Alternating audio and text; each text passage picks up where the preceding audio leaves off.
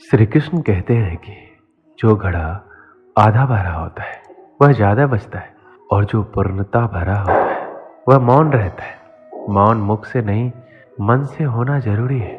सही जगह और सही वजह पर बोलना जरूरी है, वरना चुप रहना ही बेहतर है। ऐसा नहीं है कि बुद्धिमान व्यक्ति बोलना नहीं जानते, वह चुप रहता है क्योंकि वह जानते हैं कि उन्हें कहाँ बोलना है। जब कुछ कहने को हो तभी कहिए, अगर कुछ कहना चाहते हो तब मत कहिए। वहां पर शांत रहना ही समझदारी है, जहां पर खुद को समझदार समझ रहे हो।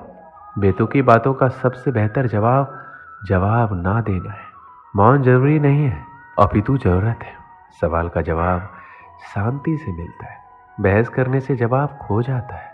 अपने कार्य को मौन रहकर करते रहे, क्योंकि खिलाड़ी खेल पर ध्यान देते हैं, बाहर बैठे दर्शकों की टिप्पणियों पर नहीं। हर बात का जवाब देने बैठ जाएंगे तो कभी लाजवाब नहीं बन पाएंगे। ईश्वर भी हमें अत्यधिक सुनने की सलाह देते हैं, इसी कारण उन्होंने हमें एक मुख और दो कान दिए हैं। शांत रहकर लोगों की नज़रों में बेवकूफ़ दिखना सही है। अगर बहस करने वालों में एक व्यक्ति शांत रहे तो बहस कभी नहीं हो सकती। बोलते समय शब्दों से ज़्यादा समझदारी से काम लेना, इससे आपका वक्त वह उल्लेखनीय हो जाएगा। अपने शब्दों के चयन को लेकर हमेशा चौकन्ना रहे, क्योंकि आपको बोलने का अधिकार है, परंतु इसका अर्थ ये नहीं है कि हम कुछ भी बोल दें। अधूरे ज्ञान से भरा मस्तिष्क मुख से अधिक शब्द कहने पर मजबूर करता है, परंतु अधिक ज्ञान से भरा मस्तिष्क मुख से कम ही सही पर मूल्यवान शब्द कहलाता है। आपकी वाणी आपकी विजय सुनिश्चित नहीं करती, अपितु आपके कर्म करते हैं।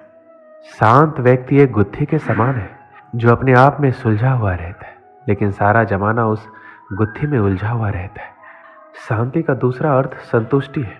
संतुष्टि और मन शांति तब मिल जाती है जब हृदय और मस्तिष्क एक ही दिशा में एक ही कार्य में कार्यरत हो। एक मौन व्यक्ति अपनी गलतियों का आकलन कर सकता है, परंतु एक बड़बोला व्यक्ति केवल अपनी झूठी उपलब्धियों का बखान करने में व्यस्त रहता है। एक बेवकूफ़ खुद को समझदार कहने में वक्त खराब करता है, वहीं एक समझदार व्यक्ति कभी खुद को समझदार कहने में वक्त जाया नहीं करता। शरीर का शोर सुनाई दे जाता है, कभी आराम से बैठकर आत्मा की भी सुनो। अपनी सफलता के सफर में निकलने से पहले अपने बस्ते में शांति और धैर्य को जरूर रख लेना। एक बार सुनकर हर बार बोलने से बेहतर है कि हम काफ़ी बार सुनकर बस एक बार बोलें। अपने दिमाग को ज़्यादा चलाने की आदत को शुरू कीजिए और अपनी जुबान को ज़्यादा चलाने की आदत को बंद कीजिए। एक शांत व्यक्ति को सुनने की इच्छा वह व्यक्ति भी रखता है जो सबसे अधिक बोलता है। मौन एक व्यक्ति का सच्चा मित्र है जो उसकी हर अवांछित मुसीबतों में उसकी रक्षा करता है। जीवन की भाग दौड़ के दौरान जब आपको लगने लगे कि मैं कहीं खो गया हूँ, उस वक्त कुछ देर शांति से बैठ जाने से आप फिर से सही रास्ते की ओर चलना शुरू कर सकते हैं। एक शांत शत्रु 100 बोलने वाले शत्रुओं से ज़्यादा घातक है, क्योंकि उसके बारे में कोई कुछ नहीं जानता। आपके कह देने से कुछ नहीं बदलेगा, ये सोचकर अगर आप अपनी आवाज़ नहीं उठाते तो आपको सबसे पहले खुद को बदलने की ज़रूरत है। गलत को गलत कह देने में कोई गलत बात नहीं है। अत्याचार के खिलाफ चुप रहना सबसे बड़ा अत्याचार है। समाज वहाँ बोलता है जहाँ चुप रहना चाहिए, और वहाँ चुप रह जाता है जहाँ बोलने की आवश्यकता है। दूसरों पर हो रहे अत्याचारों को चुपचाप देखने वालों, याद रखना वक्त सबका आता है। रईस गलती भी कर दे तो कोई कुछ नहीं कहता, और गरीब कुछ सही भी कर दे तो सबको गलत लग जाता है। अत्याचार उसी पे ज़्यादा होते हैं जो चोटों को छुपाए फिरते हैं। अत्याचारों को शांति से बैठकर देखने से अच्छा है उनके खिलाफ आवाज़ उठाई जाए। ज़्यादा बोलना कमजोरी है, परंतु निडर होकर सत्य बोलना एक दिव्य शक्ति है। मुझे अकेले रहना पसंद है, अकेलापन नहीं। सुकून से बैठकर दौड़ भाग के दिन याद करना मुस्कुराहट भी देता है और शांति भी। अगर लग रहा है सब कुछ खत्म हो गया है तो नई शुरुआत करो, अभी जिंदगी बाकी है। आज आप जिस शांति की तलाश में हैं, कल शांति से बैठकर इसी भाग दौड़ को याद कर हंस रहे होंगे आप। जिंदगी बीत गई, दुनिया क्या कहेगी इस फिक्र में। बाद में पता लगा दुनिया को अपने सिवाय किसी की फिक्र ही कहाँ है। जब बयान करता रहा अपने हालातों को, तब सब चुप थे। आज चुप क्या हुआ, सबको मेरे हालातों को जानना है। सलाह चुपचाप सुन लेनी चाहिए, पर सोच समझकर माननी चाहिए। दिल की बातें केवल दिल से सुनी जा सकती है, शब्दों से नहीं। दुआ वही कबूल होती है जो जुबान से नहीं दिल से की जाए। बिना कहे ही जो सब कुछ कह दे, वही सच्ची मोहब्बत होती है। झूठ और सच में सिर्फ इतना सा फर्क है कि झूठ साबित करना पड़ता है और सच अपने आप सामने आ जाता है। अपने राज को राज ही रहने देना, जब तक आप राज जानने वाले के सारे राज नहीं जान जाते। लोग सुकून को दौलत से खरीदने की सोचते हैं और दौलत के चक्कर में ही उनका सुकून छिन जाता है।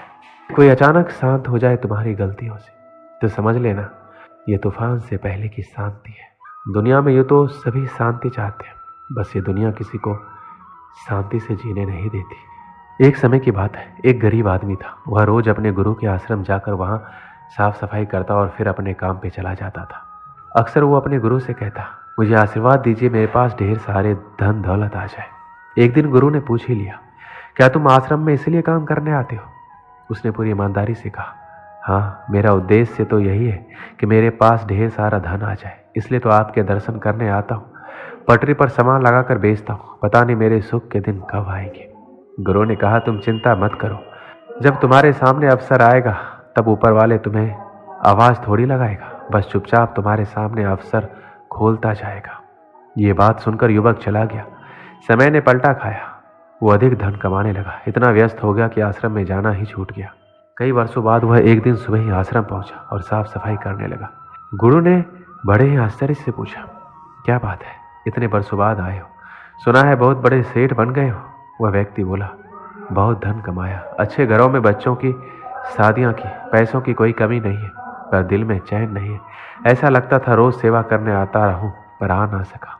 गुरु जी, आपने मुझे सब कुछ दिया, पर जिंदगी का चैन नहीं दिया। गुरु ने कहा, तुमने वह मांगा ही कब था? जो तुमने मांगा वो तुम्हें मिल गया ना, फिर आज यहाँ क्या करने आए हो?